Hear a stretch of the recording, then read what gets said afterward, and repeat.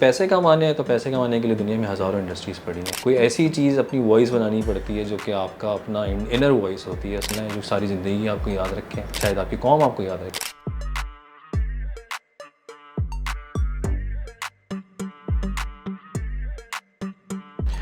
मुझे एक्चुअली कहानियाँ पढ़ने का बहुत शौक है, मैं किताबें बहुत पढ़ता था, तो मुझे अगला विजुअल मीडियम जो है वो कहानियाँ सुनाने का वो फ़िल्म मेकिंग ही है, तो I think that's the reason.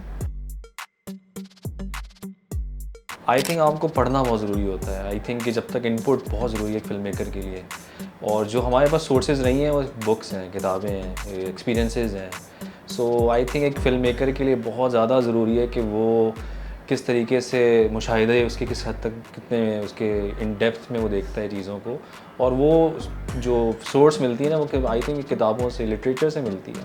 क्योंकि लिटरेचर ही है जो आपको बहुत सारी वो सब चीज़ें बताता है जो शायद मैं अकेले खुद एक्सपीरियंस नहीं कर सकता।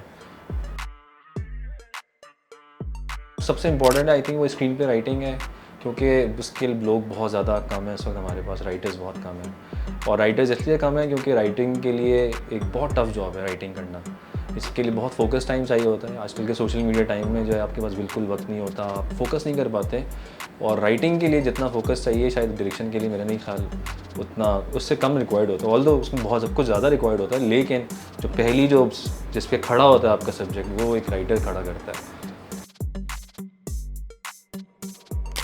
आई थिंक करंटली जो फ़िल्म की प्रोडक्शन अभी हमारी एंड हुई है, तो नायाब जो फ़िल्म हमारी शूट हो रही थी, लेकिन अगर उससे पहले देखा जाए तो नेशनल एंथम ऑफ पाकिस्तान जो हमने 75th ईयर ऑफ पाकिस्तान के इंडिपेंडेंस पे किया था, these are the two major big projects जो हमने अब तक मैंने किए हैं।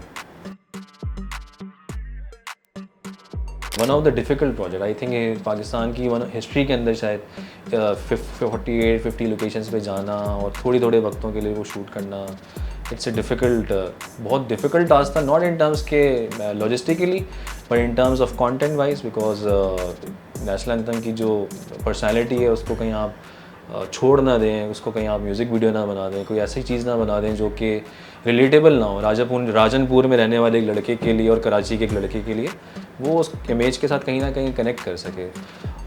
सबसे मेजर जो चैलेंज था उस पूरे प्रोजेक्ट का वो यही था, क्योंकि हम यूजुअली जब सोच रहे होते हैं तो हम बहुत शहरी तौर पे सोच रहे होते हैं, हमारी बड़ी मेट्रोपॉलिटन सोच होती है, क्योंकि मुझे लगता है कि शायद मेरे देखने वाले आप हैं, लेकिन जो नेशनल एंथम का प्रोजेक्ट है वो इट्स फॉर एवरी पाकिस्तानी।